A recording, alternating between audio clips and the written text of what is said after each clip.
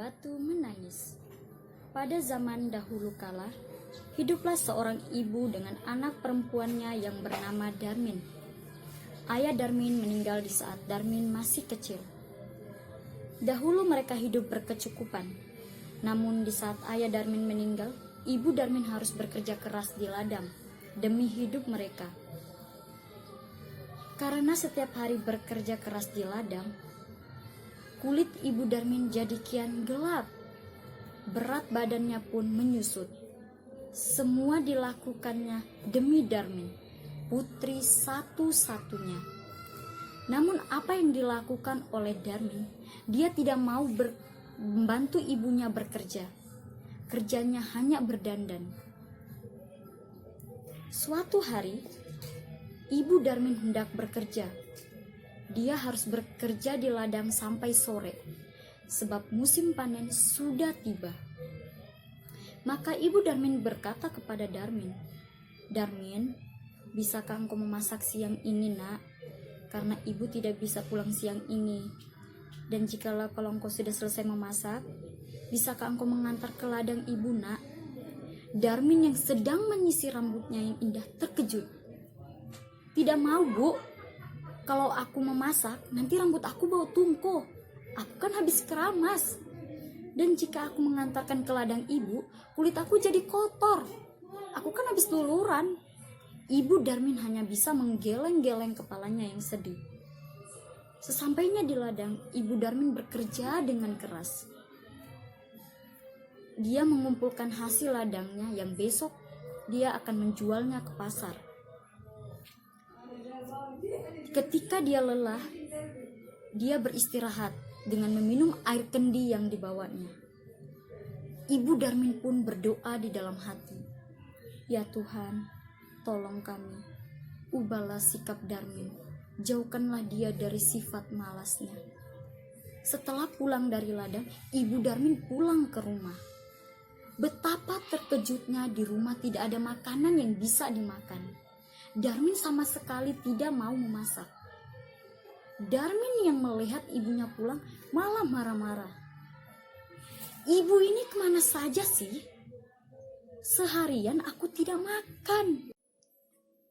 Maka hati sang ibu pun terasa sangat sedih ketika mendengarkan anaknya sendiri mengakui bahwa dia adalah pembantunya.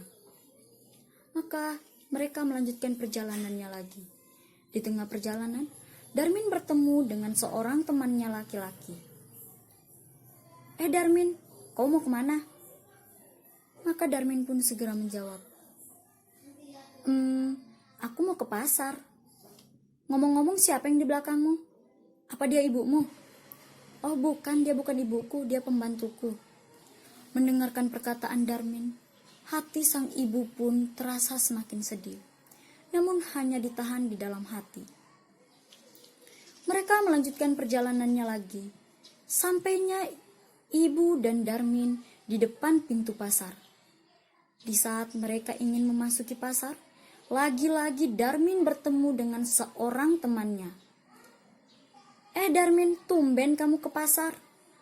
"Oh iya, siapa yang berjalan di belakangmu? Apa dia ibumu?" Darmin pun segera menjawab, "Bukan, dia bukan ibuku, dia pembantuku."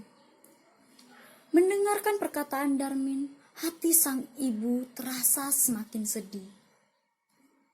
Dan ibu sudah tak mampu mendengarkan perkataan Darmin, bahwa Darmin mengakui bahwa dia adalah ibunya. Maka ibunya pun segera menangis dan berdoa di dalam hati, "Ya Tuhan, hamba-Mu sudah tidak tahan, sudah tidak mampu dengan kelakuan anak hamba.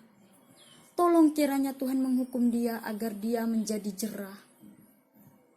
Setelah sang ibu selesai berdoa, Darmin pun menjerit, Ibu, tolong aku, Bu, tolong aku. Kenapa kakiku sudah tidak bisa digerakkan lagi?" Sedikit demi sedikit Darmin menjadi batu. Sang ibu menangis pilu. "Maafkan aku, nak. Ini semua karena kelakuanmu terhadap ibu." "Ampun, Bu, ampun. Darmin tidak akan mengulanginya lagi. Darmin merintih sambil menangis, meminta ampunan sang ibu. Namun semua sudah terlambat. Semuanya tak bisa kembali lagi. Darmin tetap menjadi batu. Dia harus menanggung hukuman karena telah durhaka terhadap ibu yang sudah merawatnya dan menjaganya hingga dia besar. Maka batu itu dipinggirkan orang-orang dan disandarkan di tepi tebing.